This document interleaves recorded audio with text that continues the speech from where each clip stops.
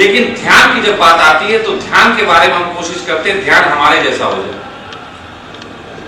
हमारे खाली वक्त में हम ध्यान कर पाए, ऐसा ध्यान बता दीजिए स्वामी जी।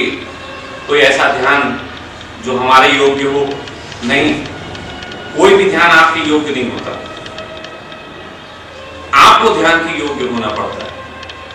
अब यहां उल्टी बात हो गई, क्योंकि ध्यान जो है, ध्यान कोई चीज नहीं है, ध्यान ना वस्तु है ना कोई विचार है, ध्यान है शून्य, और शून्य के योग्य तो हुआ जा सकता है।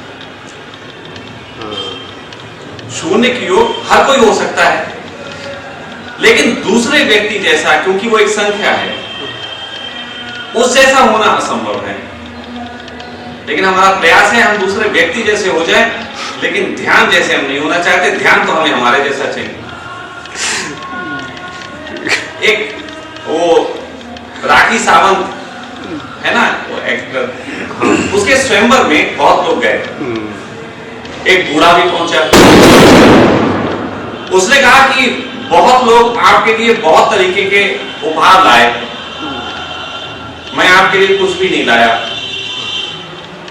क्योंकि मैं जानता हूं उपहार अच्छे से अच्छे हो सकते हैं और जितने भी लोग लाए हैं उनसे भी अच्छा हो सकता है, लेकिन मैं आपके लिए कुछ नहीं लाया और ये जानता हूं इससे नीचे आपको कोई उपहार नहीं।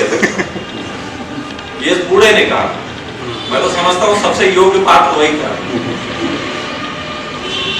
तो ये कुछ चीजें हैं जिनकी बारे में मैं बात करता हूं।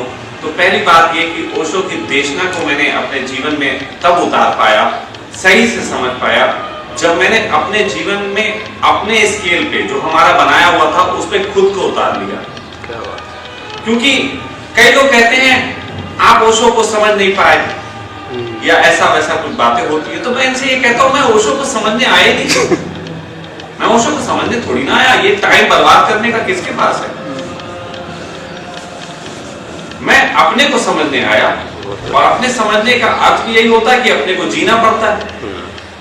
तो मैंने तो जिया है स्वामी ने, भरपूर जिया, हर चीज जी, उपद्रव जिया है, प्रेम जिया, सेक्स जिया, दुकानदारी जी, जब छोड़ने का मन आया तो छोड़ना जिया, जब पकड़ने का मन आया तो पकड़ना जिया, मैंने तो जिया। और मेरी कोशिश है, मैं तो लोगों से कहता हूं कि सिर्फ जीना सीखो, लेकिन जीने में 3 बातें चाहिए होती हैं। पहली बात यह है कि कोई भी आदमी लक्ष्य के बगैर नहीं जी सकता, तो सबको एक मंजिल चाहिए, सबको एक मंजिल चाहिए। हमारे हजारों सालों के इतिहास में सभी संतों ने एक मंजिल दे दी कि परमात्मा एक मंजिल है, दे दी ना, सबने दे दी। परमात्मा एक मंजिल है, सबके पास है। जीने की एक मंजिल चाहिए। जब व्यक्ति की खुद की मंजिलें धूमिल होने लगती है तो वो परमात्मा की शरण में चला जाता है कि अब यही मंजिल बची। तो पहली बात तो यह है कि हारे हुए लोगों के लिए परमात्मा का रास्ता नहीं। चलिए हम कहते हैं फिर भी किसी ने अगर मंजिल बना ली परमात्मा, तो दूसरी चीज ये होती है कि उस मंजिल तक पहुंचने के लिए तुम्हें चिराग चाहिए। भाई अंधकार है, मंजिल बहुत दूर, रास्ते पता नहीं। उससे एक बार किसी ने पूछा स्वामी जी परमात्मा को पाने का रास्ता बता दे। मैंने कहा वो मैदान के बीच में रखा है, रास्ता बना ले। वो मैदान के बीच में, रास्ता बताना नहीं है, रास्ता बनाना है, और स्वयं बनाना। ये दूसरा नहीं बनाएगा। हमारी यात्रा के लिए दूसरा दिया दिखा सकता है। तो ओशो ने दिया भी दिखाया, बहुत लोगों ने दिए दिखाए कि ये दिया पकड़ो, इस दिए को लेके चलो, अंधकार में थोड़ा सा आपके काम आएगा।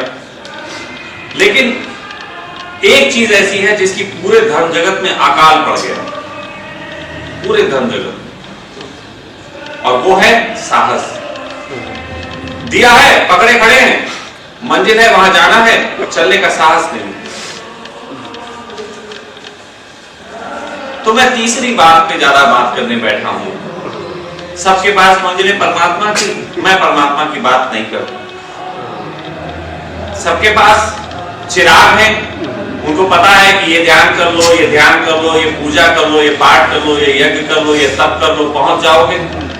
मैं कहता हूं मैं ये भी ज्यादा नहीं करना चाहता। आप जो भी यज्ञ करते हो, जो भी तप करते हो, जो भी करते हो वो चलेगा, लेकिन मुझे सिर्फ एक बात का जवाब दे दे, कोई भी यहां बैठा हुआ व्यक्ति, क्या कोई भी आदमी जिसको आप मानते हैं कि इसने जान लिया, उसके जीवन में क्या झूठ से जाना गया था या सत्य का साहस भी था?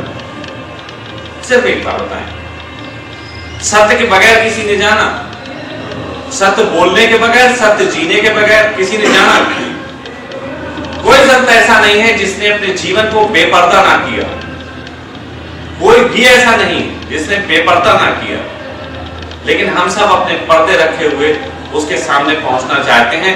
और मेरा मानना यह है कि परमात्मा की आंख एक्सरे की आंख नहीं है, वो इतना सच्चा मासूम है कि यदि हम नकाब पहन के जाएंगे तो उसको धोखा हो जाता है जो आपका नकाब है।